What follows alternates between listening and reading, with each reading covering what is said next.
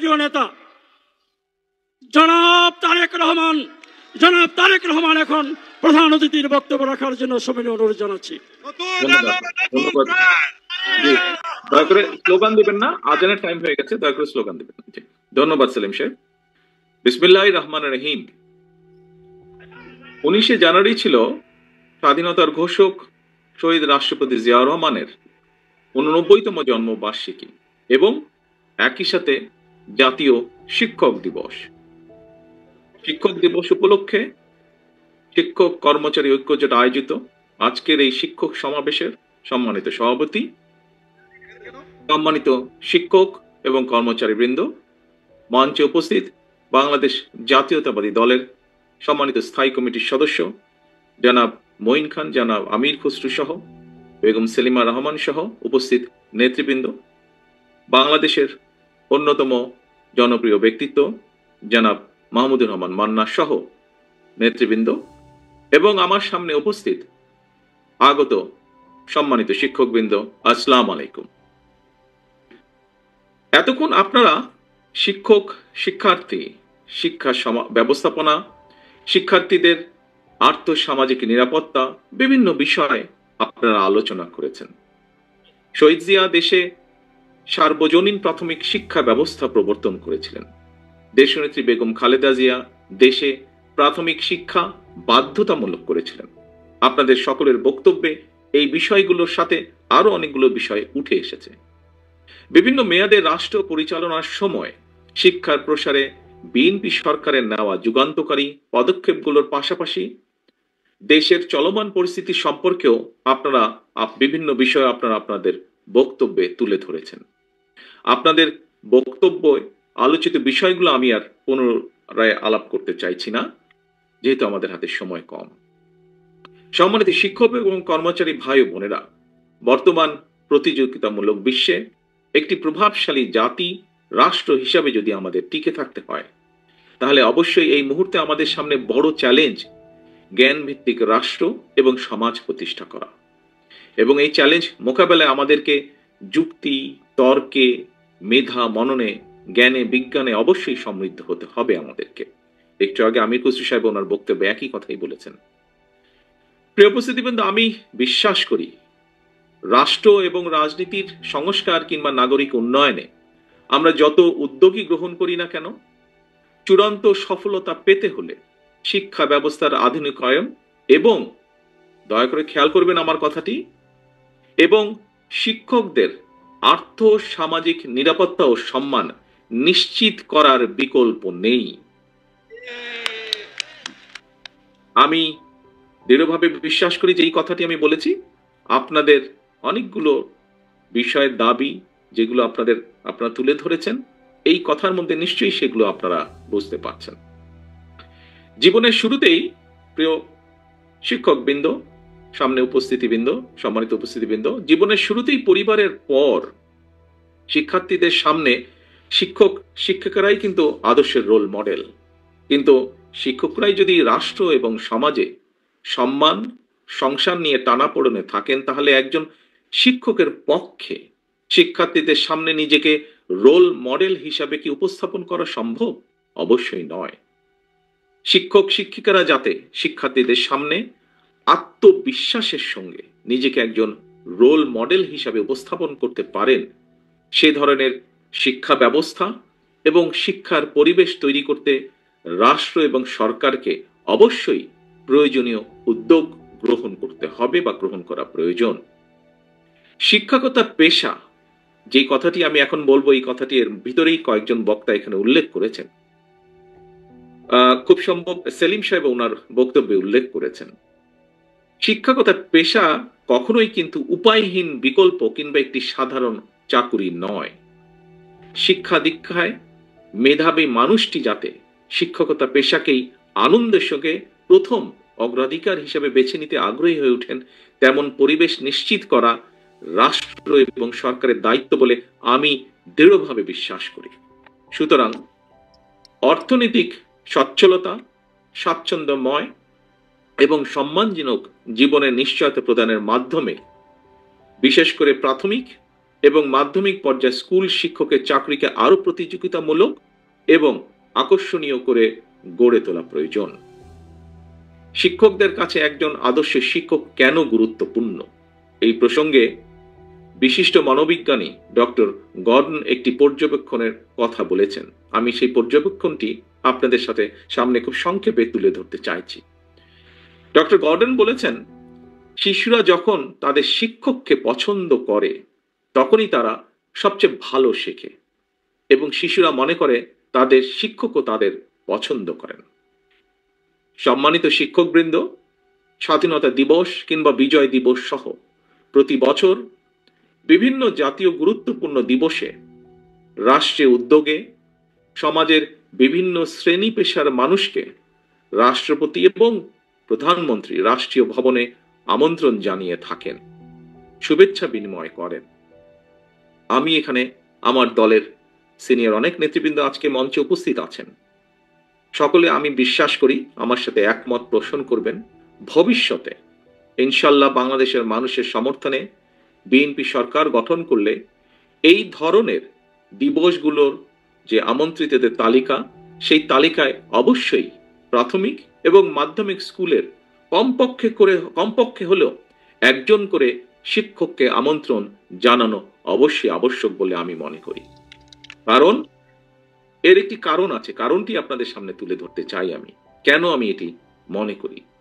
কারণ রাষ্ট্র এবং সমাজের বিভিন্ন ক্ষেত্রে শিক্ষার্থীরা তাদের রোল মডেল শিক্ষকদের সম্মানজনক অবস্থা এবং বিচরণ দেখতে পেলে সেটি অবশ্যই কোমলমতি শিক্ষকদের মনোজগতে একটি ইতিবাচক প্রভাব ফেলবে বলে আমার দৃঢ় বিশ্বাস, এবং সে কারণেই আমি এই প্রস্তাবটি আপনাদের সকলের সামনে উপস্থাপন করছি।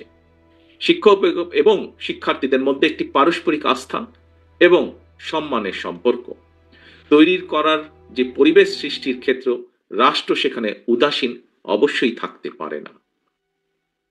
প্রিয় উপস্থিতিবৃন্দ, জনগণের সমর্থনে বিএনপি আবারও রাষ্ট্র পরিচালনার সুযোগ পেলে অগ্রাধিকার ভিত্তিতে আমরা শিক্ষা কমিশন গঠন করব।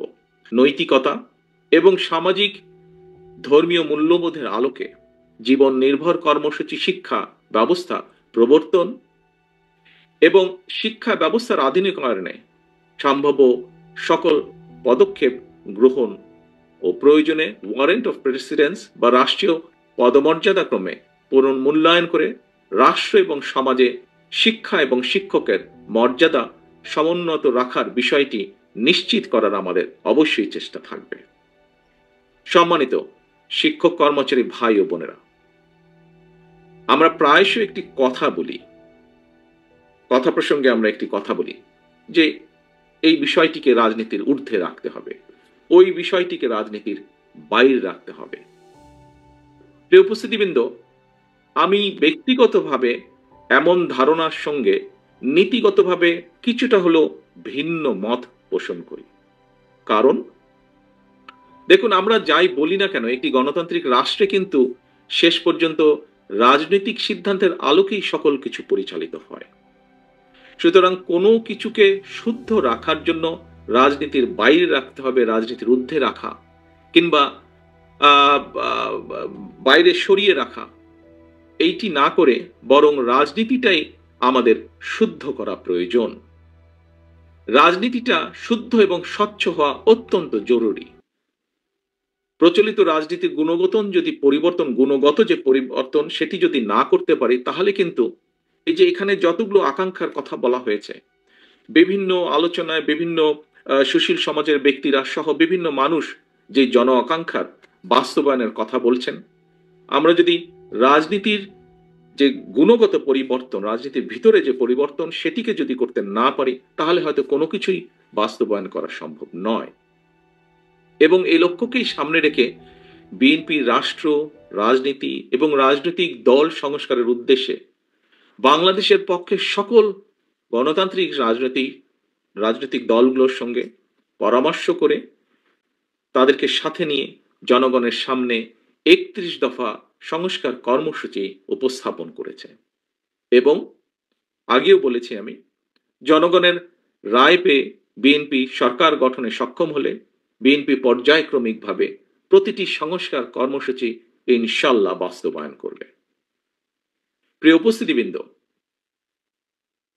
প্রিয় শিক্ষকবৃন্দ, মঞ্চে উপস্থিত সম্মানিত নেতৃবৃন্দ, মুক্তিযুদ্ধের মাধ্যমে অর্জিত দেশের মহান মুক্তিযুদ্ধের যে আকাঙ্ক্ষার প্রতিফলন হয়নি, যে সংবিধান, মুক্তিযুদ্ধের মাধ্যমে যে সংবিধান ছিল, সেটিতে কিন্তু মহান মুক্তিযুদ্ধের আকাঙ্ক্ষার প্রতিফলন হয়নি। আমরা দেখেছি পলাতক যে স্বৈরাচার, তারা তাদের ইচ্ছে মতন সেটিকে কাটা ছেঁড়া করে রাষ্ট্রীয় সংবিধানকে প্রায় দলীয় সংবিধানের রূপ দিয়েছিল। ঠিক একইভাবে নির্বাচন কমিশন কিংবা দুদকের মতন সাংবিধানিক প্রতিষ্ঠানগুলোকেও তারা একদম অকার্যকর করে দিয়েছিল। দুদক সম্পর্কিত দন্তহীন বাক তারা নিজেরাই নিজেদেরকে বলেছে।